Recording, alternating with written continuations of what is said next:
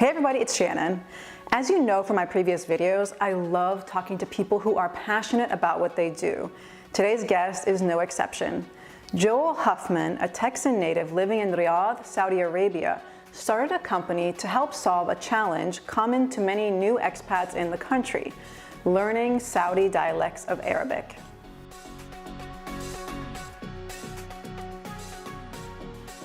What got you interested in Arabic?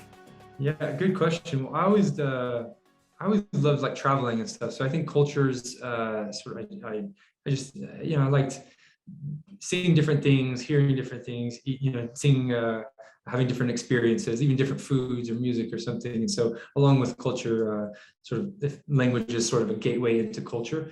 And so I loved entrepreneurship. I also studied that and had done some like startup work and so got an opportunity to come to Saudi to help launch a CrossFit gym. So kind of combined the love of international travel and enjoyed fitness. I thought a cool business opportunity there, and to also do some like management and growth. And Hold on, lucky enough to. Sorry, because I'm not like a exercise person. Like CrossFit, I've heard of it. Is it like where you do like intervals? Is it kind of like Orange Theory, like with the intervals training? Yeah, it's sort of we can say like popularize the high intensity interval training. Okay. That sort of thing. Yeah, a lot of different modalities. You do, barbell movements and then go do pull-ups and then go run a mile or something. And so yeah, combined a lot of different things. So and it's funny actually, the more I've started doing language learning, the more I realized how close the similarities between fitness and language are. So that's been kind of cool to see also. Okay, very cool. We launched a gym and it was cool. It was a fun experience. Really just a way to dive into the community and the culture here. Fitness is on a huge increase. I mean, everything in the country is on a huge increase. People were very enthusiastic about it, and so it was really cool to be a part of that community. And the guys are obviously the gyms are split. There's guys gyms and girls gyms, and the guys are awesome. I mean, the absolute nicest people in the world. We would close down the place at 11 or 12 o'clock, and come on, Tata, come drink coffee with me, and go out to the desert with me on the weekends. And so just the nicest people. And so I think that really kind of got me exposed to the culture, going out to the desert and drinking tea, and every burger you eat has sand in it, so everything's a little bit crunchy. And so yeah, it's but I think along with that, I always felt like without the language piece of it, and I tried to learn Arabic, especially like local dialect. There are a lot of places to learn like the formal dialect, but to learn local dialect, I tried YouTube videos or like conversation partners or something like that. Every time someone would say any word or a phrase or like a saying, I would pull out my phone and like make a note about it. Trying to write in English and Arabic words, so it didn't always work out too well. But yeah, people are just so nice and so gracious and just willing to spend time and to help to learn about the language. And then the more I learned about language, the more I wanted to dive into, or the more like cultural language are so intermixed, and so it just kind of played a complementary role on each other. Yeah. And so you were working for the gym full time? Were you all doing classes, or you were just kind of learning like through friends?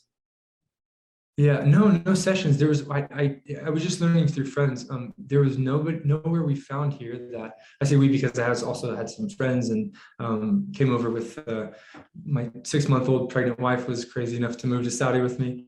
So yeah, we kept trying to find places that sort of that would help, but a lot of it was either formal dialect or it wasn't like local dialect, and so it was actually really difficult to practice and to learn, because it really does take, and you spent a long time studying, it really does take that focused time to I could spend a week trying to pick up things here and there, or do an hour of intensive sessions, and so it's kind of the same as like high intensity training versus running for 2 miles, or like doing a 15-minute like interval workout is, you get the same results. And so I was trying to find those places where, with a family, with a full-time job, that I could, get good progress. Yeah, that's kind of. Okay, very cool.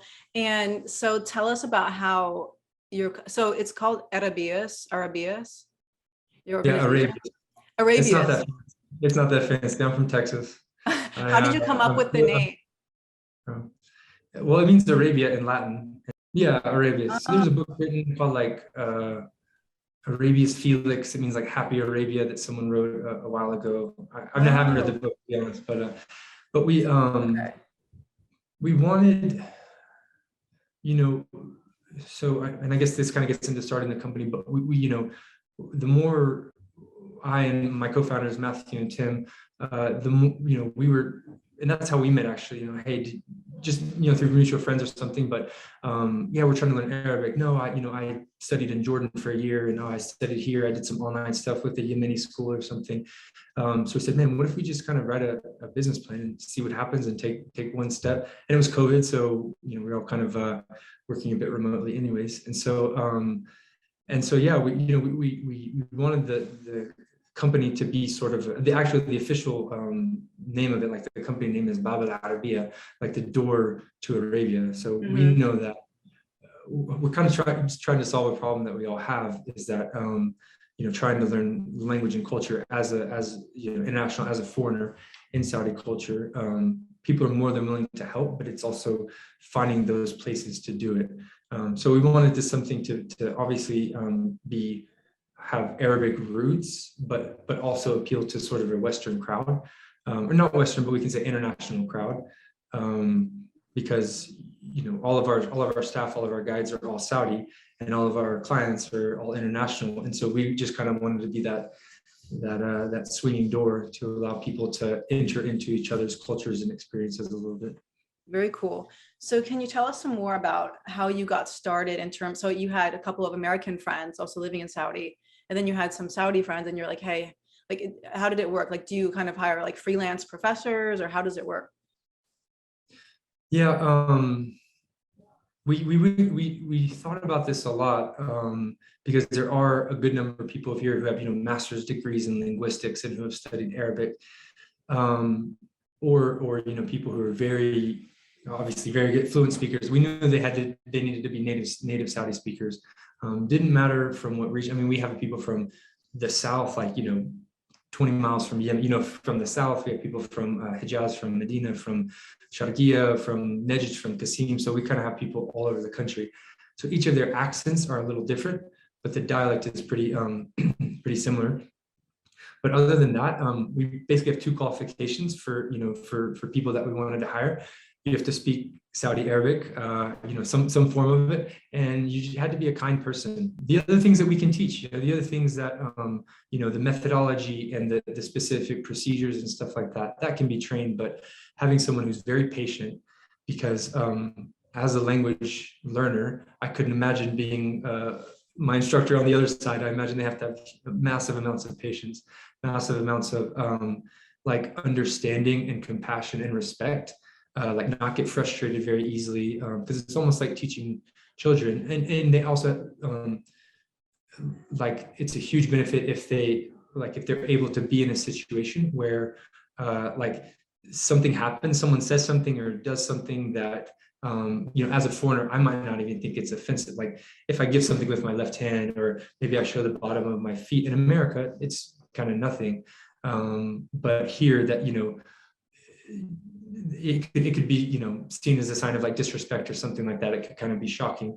So we knew that, you know, having people who understood that and who were very kind and very patient, and saying, hey, you know, we know this is a safe place to make mistakes, but if you're out in public and you show some of your feet, it's, you know, it's probably not the best thing to do, you know. So we wanted people like that, and we were just yeah, just really blessed to get an awesome group of initial applicants and hirees, and kind of went through the process, and they've been patient with us as we're trying to learn how to do this, and yeah, it's been really cool to learn a whole lot from them. Cool. And when did you start your services? Yeah, so we did a soft launch in March. We've had the physical location. We kind of got that in January. We kind of going backwards. We got our CRM this past December, and so yeah, we did a soft launch in March, and a lot of it was just sort of warm leads, or, you know, family, friends, or like word of mouth type of stuff, and it was cool. It was cool to see I think the more people we talked with, the more we saw different people at different levels of like, no, I really want to, learn some language. Or some people it's, I want to get involved in daily life. Other people it's, no, I want to do 20 hours a week and do this full time. And I really want to, I'm in Saudi, I want to be here long term. My family's here. And so I want to be able to study and to be able to communicate. Some people were even born here, if they were born and raised here. But maybe their parents were they were on a compound, something where they were in more of an international community, or the schools here are international. So there are people who were born here and raised here and haven't been able to learn Arabic as much. And so it's been cool just to see a lot of different people who from all different walks of life and stuff, and sort of be united and come together and just kind of a shared passion for learning about Saudi language and culture. Very cool. When it comes to like curriculum though, are they like private lessons? So everybody kind of like how does it work? Do you have like a specific text that you recommend to students, or how does it work? We call it ICE methodology, ICE. It's immersive, customized, and experiential. So immersive in a sense that it's when you walk into a session, everything is going to be in Arabic. So you're going to hear it, you're going to see the mouth movements, you're going to really be able to have this immersive experience. As opposed to some videos or they'll speak English and how to teach you Arabic, but basically putting your brain in an Arabic state, so that way it kind of triggers something to where you're learning a lot of the you're developing your ear training aspect of it. So it's immersive, with native speakers, customized in a sense of we do private or semi-private sessions. There's no classrooms. That it's not a 30-person classroom. All the studies have showed that there are a lot of diminishing returns. The more people that get involved in a single session, you're not able to speak as much. You're less engaged and stuff. And so we've capped it at anywhere from like 5 to 7 people because we feel like that's a good level of engagement. And the guide, we call them guides, not tutors or teachers or something, because they're guiding people into the culture. The Saudi man or woman, the guide, is able to, so it's kind of a group setting where they're able to kind of give individual focus though on people. So if one person's struggling with more of like sounds between certain letters, they can focus more on that. If someone else has, needs to repeat one word in a different way, they can kind of focus on that. So that's the customized part of it. And then the experiential, a lot of it is through creating these environments to where we use a lot of objects, a lot of some toys or models or objects to create a strong connection between what your brain is seeing, what your ear is hearing, what your hands are touching. So to learn the word apple, like we wouldn't write the Arabic word apple or the English word apple and then translate it to tufah and then have you say tufah. We want you to see an apple and immediately your brain sort of like short circuits that neurolinguistic connection there. So we do that. We use objects, and we also use wordless storybooks. We use a lot of like storytelling, so that way people can catch like the grammar and the syntax and stuff like that. And it's cool. And again, the guides have developed all these resources. They translated like Cinderella and Beauty and the Beast and Aesop's fables into like local Saudi dialect. And then in the higher levels, we're like we're watching videos and everything from like YouTube videos to if it's a Saudi influencer or if it's a Saudi TV show or a movie or like little cartoons. Because really in the later levels also, it's really cool to get that in-depth cultural aspect of it. So we might have a word in English where it has a different meaning, whereas in Arabic it has a much deeper or different or kind of a different type of meaning. Or our thoughts of kind of anything. You know what I mean? Like automobile or car or something could be one thing in one language and kind of have a different context in another one. So, and even deeper when you get into cultural things like, well, what does honor mean? How do you use that? Or where would you what would that look like in this context or something? So, does that make sense? Mm-hmm. Yeah. So it's like you focus on kind of like being able to apply the word, like kind of learning the sounds. Like it's not so much writing based, right? It's like more on like speaking the dialect than anything else. Yeah, because listening and speaking are the hardest things, so it takes the most time. So we want to start with that. So listening and actually in learning a new language, the brain, it's kind of like music where you learn, it sounds like noise at first, and then as your brain can connect with the different sounds and letters and stuff like that, all of a sudden things start to take shape a little bit more. So a lot of focus on ear training in the beginning, and then we start speaking, and because people have been exposed to like local dialect, the sounds, the sentence patterns, the structures, they're able to recreate those a lot easier. I went on a business trip to Lebanon in like 2012, I believe. And so I had been studying, I think, only until that point, only Fusha. I heard everybody kept saying, Yatik al-afia, Yatik al-afia, Yatik al-afia, Yatik al-afia. And I was like, they say it so fast. I had to ask my driver, can you write it for me? So he wrote Yatik al-afia. Oh, I said, okay, Yatik al-afia. And so like, because I had seen these kinds of things like before, like written, but when they say it also like in their like accent, Yatik al-afia, they say it so fast. You're like, and then it kind of like you have to break it down. And like, so I think that's one thing is like, yeah, important, like training, being able to speak and training the ear is like kind of being able to slow things down. But one benefit, like for people who do, like for those people who do want to get into the writing, one benefit is that once you know how to write it, like you learn the basics, then you can apply rules. Like, for example, like Saudi, they pronounce the qaf as a g. So, and then like you're in like, you know, bagulak, you know, and then in like the Shami, like they don't pronounce the qaf. You know, they say "aulak," "ba'ulak." 100%. I mean, yeah, the difference between hearing someone from Egypt say "gedda" and hearing someone from Saudi say "jedda," it's like, okay, well, that's not jiddan, jiddan. Yeah. You learn kind of like the rules. Absolutely, and no, 100%. And I think if we're comparing language to fitness, if someone says, okay, I want to get fit, where do you start? You can start weightlifting, you can start running, you can start, calisthenics, you can start yoga or something, but eventually you're going to need all of it. Eventually you're going to need all of it, whether you start with writing, and they're a little depending on your goals. That's right. And depending on your goals, learning Arabic, the best way to learn Arabic, depending on who you talk with, the best way is how they learn, because guess what? They learned it, and that's a win. And if people start with MSA and then go to dialect, that's one thing. If people, start with local dialect and then go to MS, because eventually you're going to need it, and there's going to be crossover, and you're going to know, and just kind of have to do the grunt work of like memorization and grammar patterns and stuff like that. So yeah, 100%. And even, and a huge benefit is you're talking about writing, you can tell the letters, and then that will, the difference between kef halis, kef halich, kef halish, kef halik, those aren't different words, right? There's like, depends on what part of the country you're from, or what country you're from. And it sort of allows you to, like you're saying, if you have a baseline and then, okay, you see it written, like, oh, that's the same letter, they're just pronouncing it differently, Right. Or like, yeah, they're saying this way. Yeah, exactly. I think that's a really interesting thing to think about.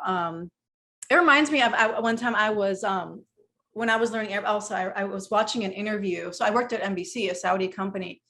And even though the news programs, they were in, it's like Fusha. Let's say the talk shows are kind of like white Arabic, they call it. Have you heard of like Al-Abya, the Arabic, the white Arabic? Yeah, Bayda. Bayda, Lahja al-Bayda. So, but it was interesting because like there was, have you heard of AnisaAmrekeeya? I think you've heard of him. He lives in Saudi. Abu Matab, the guy who met the king. Yeah. So he did it. I'm seeing him in about 20 minutes. Yeah. We're gonna go. Oh, okay. So I was watching one of his interviews back when I was learning Arabic, because this was like 2012. So he was like kind of like pretty much really known. Well, he still is, but like, and I'd watch an interview because people were telling, because I was learning Arabic. They were like, oh, listen to Shufin Abu Matab, like watch, and I watched his interview, and he'd done with NBC. And it was funny because the interviewer had asked him a question in Fusha, because it's like the news, it's a talk show. And he said, ممكن تقولي نفس السؤال باللهجة السعودية? He said, can you ask me this question in Saudi dialect? Well, absolutely, exactly what you said. It's like there are so many dialects, and which makes it fascinating and deep and rich and really hard also at the same time. I think they classify for English speakers Arabic as one of the 4 hardest languages in the world, in addition to Chinese, Japanese, and Korean, I think. Exactly for that reason, because of all the dialects, and that can be very different. Yes, you have Khaliji, which is very similar. And then, you go into the Levant area. Egypt is a little bit different, but then you get into Morocco. You're like, yo, they're throwing French words. Morocco, Tunisia, Dirja, and they're throwing like French words, like French, Arabic, and with some yeah. Even within Saudi, like I feel like because like there's like they can easily tell if somebody's from like Sharqiya as opposed to like Hijaz or like other like Qatif. Like I feel like they kind of have their own like Najdi, like they have their own like dialects. Since you're in Riyadh and your classes are in person, they're teaching Najdi mainly. Yeah, well, so we do in person and we do online. So we have a fair amount of online clients who maybe they're moving here in a couple of months or something like that. And so they'll do like intensive courses, so that way they'll be able to start their job with some Arabic sessions. Or they're people who just have a passion for the language, or they're studying in Beirut or something, and but they want to eventually move to Saudi. So there's a good amount of people online, but yeah, in person also we do that. Our staff the team is kind of from all over. There are people from like Sharora, which is I had to look it up. I didn't know where it was. There's like Yemen is here, and the desert is here, and Sharora is like right here. It's like right past the desert and right by Yemen. So super cool. A little bit different dialect and stuff. But we can say accent versus dialect. But yeah, we have some people from Sharora. We have people from Medina, from Qasim. And so that was actually a challenge in the beginning when we were creating resources. Again, like translating things either from like Fusha to local dialect, the stories and the folk tales and stuff like that. It was kind of like, okay, an example is like watermelon. Okay, what word do we use for watermelon? There's batikh, there's habhab if you're like from the west, or there's a jeh if you're somewhere else, Nejd or Riyadh or something like that. And so there'll be a group of 6 Saudis and they're talking about it, and there's there's a lot of different ways to say it, or different words or different styles. And so that was a challenge at the beginning, but we just said, hey, let's pick a word, let's go with it. And then and you brought up a really good point. It was like, when whatever it is, if it's MSA, if it's a dialect or something, if you go like deeper in that dialect, you'll be able to see the differences in other dialects. But I think what's really hard is, I have some friends who moved around like 3 or 4 times. They went from Egypt to Oman to Bahrain to Saudi to Jordan, and so they just have this like hodgepodge of different words and stuff. But because they never went like deep at first in one dialect, it was harder, and I think they had a little bit more difficult of a time like catching the sounds and hearing everything, because it can sound very different. Just the sounds and sort of the core foundation of the language can sound different. Mm-hmm. Very cool. Yeah. And so how do new students, I guess, how do they choose what kind of class? Like, is there a certain is it like you choose what kind of professor, or like you based on, or yeah, tell me about how that works. Well, we don't want to call them just professors, because I mean they are teaching and stuff, but we wouldn't want people to think that they have like master's degrees or PhDs. Oh, yeah, instructors, or Okay, cool. Yeah. I didn't. No, that helps. I didn't want to like put out any false. Oh no, I mean, yeah. Okay. Yeah. No, but that's very kind. I'm sure they would be very flattered and honored calling them professors. But so we have different options. And it really depends on the goals, exactly what you said, kind of depends on your goals, what the goals are. Some people, they just want, I want to navigate daily life. I just moved to Riyadh. I'm working this job as an international company. I don't have, 20 hours a week or 10 hours a week, but I want to know a little bit about the culture and a little bit about the language. So for that, we would direct them towards the Everyday Arabic course. This is, it's basically you have, each session is 2 hours long. It's a month, 4 weeks. And you would get 30 minutes of like a cultural topic in English, a cultural topic talking about dates and coffee, or hospitality, or certain Saudi foods, or animals, or things around the region, geography. So we would do like a cultural point, the roles of men and women, or something like this, and then you would do like an hour and a half of like immersive Arabic sessions. And so that's sort of like the combined package for people who just kind of want to navigate daily life. For people who like want a super solid foundation from the very beginning, That's our level, like intensive Arabic 101 A and B. The whole course, the A and B, is 100 hours long, but each one is 50 hours. And that's, a little bit more intensive. It's 9 hours a week, 3 hours, 3 hours a day, 3 days a week. And that's, again, starting from that very foundation, a lot of ear training, a lot of pointing, a lot of like action. It's very dynamic. The guide would say, stand up, sit down, turn left, turn right, take the apple and put it on the orange, or you know what I mean? And so you're learning verbs, prepositions, objects, you're learning sentence structures and patterns and stuff. So that way, when you go into other levels, you're able to combine all those words together, and you've been already exposed to the even like the grammar patterns and stuff.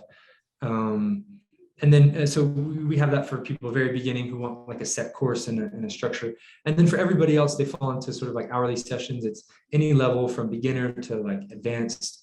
And it can be kind of according to each person's time. So we usually do a minimum of 4 hours a week. So 2 sessions for 2 hours is what a lot of people do. But this will get like very individualized time, and you can get some to stay in, they call it like a growth zone, right? Like a learning growth zone, where you don't want to learn like 100 words in an hour because your brain's going to shut off and you're going to get fatigued. But you don't want to learn one word and say it over and over. So really having that guide be able to work with you and customize things. Okay, let's work on this a little bit. Let's work on this. And it allows people to sort of interact with their own, design their own course along with the guide. And so they can say, this is where I want to be. Okay, well, this is how we get there. Does that make sense? So there's like the courses, the beginner course, the sort of cultural / language course, the in-depth language course, and then like hourly sessions where we get to kind of get that private time. So, yeah, we don't want to waste people's time. I think everybody that's learned a language has, unless they're like, mashallah, God bless you. If you've learned the language and you've accelerated from day one, that's amazing. But I've wasted a lot of time learning languages on, DVDs or YouTube videos, or like, and I don't want to say a waste, like it was progress, but it was, maybe going to the gym and walking on the treadmill at 1 mile an hour. That's kind of what it felt like. Man, I'm not making progress. I spent 2 hours watching a YouTube video and I got 2 new words or something. So we want people to be challenged, but to also have the support system and structure to be able to to really maximize the time, because time is just so valuable. And it's hard as an adult when we're not full-time students or we're not kids and we can't spend so much time. So to really be able to maximize the efficiency and effectiveness of the time spent. Yeah, for sure. And I definitely think that learning plateaus, like that's definitely part of it. Just like people have weight loss plateaus. I definitely didn't think that my learning journey was linear. Where did you feel like it plateaued? Do you think there were like certain times it plateaued, or like, was it more like the content or the experience? Because I mean, you stay pretty consistent, right? Like, well, I'd say like in the beginning, especially like when you're learning basics and it's like you feel like you can't really use it, like you're learning like words, and I was learning a few verbs too, but I think just when you're trying to make, right before you can make sentences, or like you're learning stuff, but you can't fully or you can listen, but you can't really articulate a response very quickly or coherently. I think that's very frustrating. And I feel like because I was hearing different dialects all the time and I was learning Fusha, it was also frustrating. And I would try to use words that I just learned and people wouldn't know it because I didn't pronounce it correctly, or because maybe it was like a very Fusha word that they never even used or heard very often. I don't know. But yeah, it was interesting. And it's just like, it gets frustrating also because I was learning the reading. And so I would pick up like a magazine, like got this Arabic magazine, I take it and like during my free time, I would like be on Google Translate and I'll be like every little word in the magazine, like I'd open up an article and I'll like try to translate it.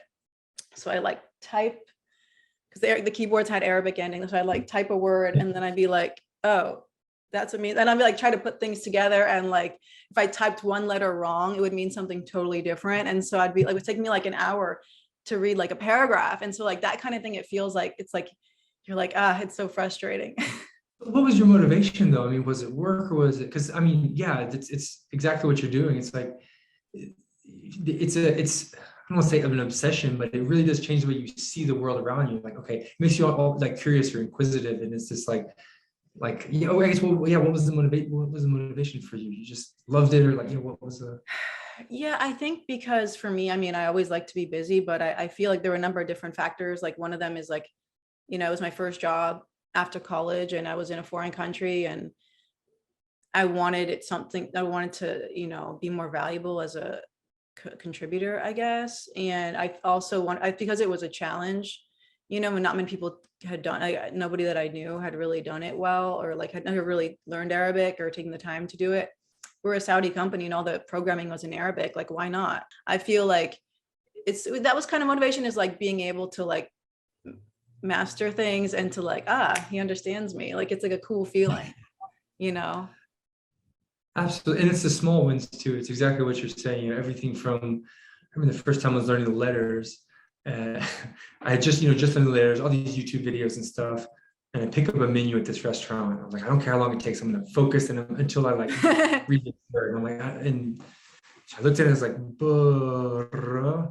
wow, noon, yeah, brownie. Oh, brownie. Okay, well, that's just Oh, an English yeah.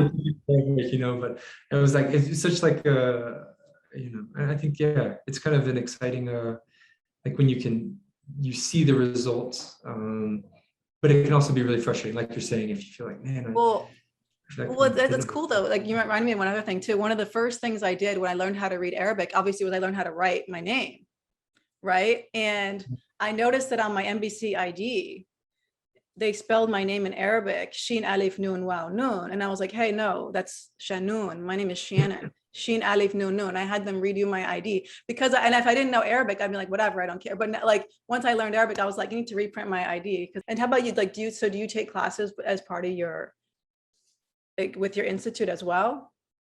Yeah, well, that at this point, I think we've been so busy with like the startup and like the business and the I feel like a fat guy who owns a gym, you know, like I need to spend more time using the product. No, you know, yeah, I know I haven't been able to do as much sessions as I want to, because just, you know, trying to get the business up and running and stuff. But so once we get to a sustainable point, or, you know, something like that, then absolutely I'm going to be the number one client. I'll be in here. The people are going to be sick of me in sessions and stuff. But it's just cool being around it and being exposed to it, and seeing the you know, I get a lot of I guess, you know, satisfaction seeing other people's progress and stuff, you know, and how happy they get, and seeing, you know, the results that they're getting. So it's cool. We had a professor here who he's been here for 7 years. He said, man, and he's a linguistics professor at a local university. He said, you know, I tried 3 different times to learn Arabic since I've been here.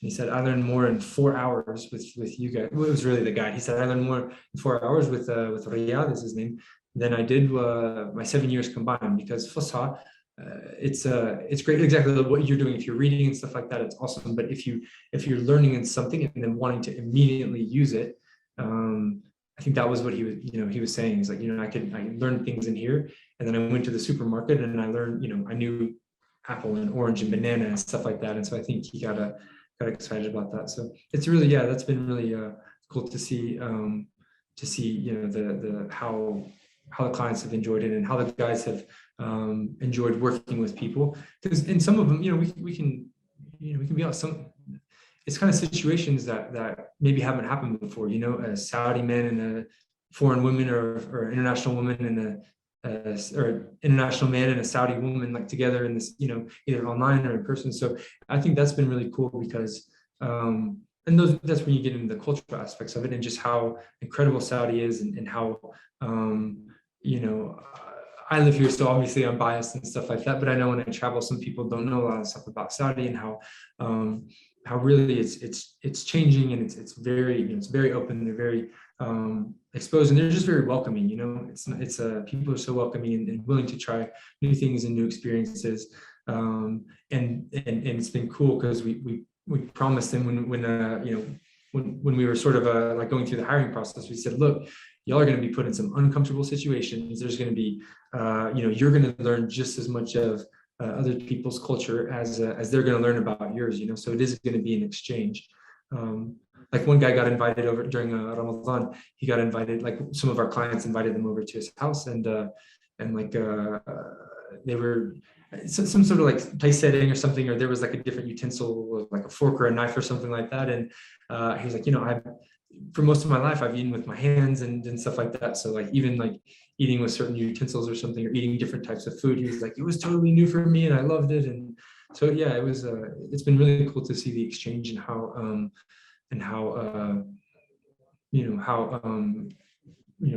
people have worked together and sort of had this mutual respect for each other, and how that's sort of fostered.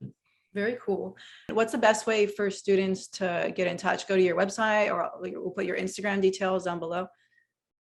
Yeah, the website, Arabius.com, and there's some contact forms, info@Arabius. We have a phone number if you want to WhatsApp us. Yeah, Instagram, Arabius_KSA. So any of that, we love to connect with people. Awesome. Thank you so much for meeting with me. It's been such a pleasure to learn more about you and about Arabius. Well, one last thing I have to ask: is this your house? Like your background, is that real? Oh no, it's our office. Oh, okay. Yeah. It's our, yeah. I love that. And Yeah. Well, we wanted it to be we wanted it to be the whole experience. We didn't want to, sterile office or whatever. We have chairs. I love it. Yeah. I love that. So, yeah, there were guys that came in. The walls were like okay, but there were guys who like literally like took mud and mixed with straw and like hands like painted all this kind of stuff. Like this is from, I think this is like 70 years old or something. We got that from so we kind of traveled around the souks and stuff. And if anybody goes and travels around the country, we say, hey, bring back some stuff, we'll put it in the office. I love that. That's such a smart, yeah, it's clever. Especially for nowadays when everything is like Zoom. I know it can change a virtual background, but that's a good, back here, it's kind of blurred, but that's an Arabic quote, but it's like, you can't even barely see it, but that's I love it. It's such a clever idea. Oh, cool. Yeah, they did an awesome job. We were really happy. We said we want this place to, obviously it's more like Nejd, but yeah, we wanted to kind of, because to be in a little bit more of a like that kind of a Saudi environment. I'd love that. Thank you so much, and good luck with everything, and hopefully, we'll talk to you again soon. Sounds great. Absolutely. Thanks, Shannon.